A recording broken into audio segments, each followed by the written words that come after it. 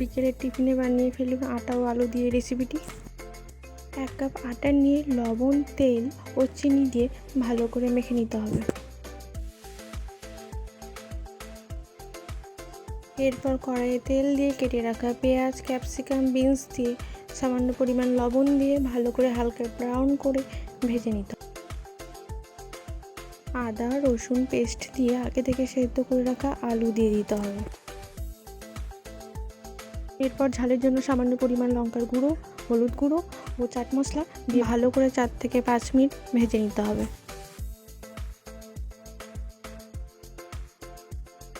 মেখে রাখা আটা ছোট লেচির আকারে নিয়ে তার মধ্যে আলুর পুর ভরে হাত দিয়ে এইভাবে শেপ করে নিতে হবে।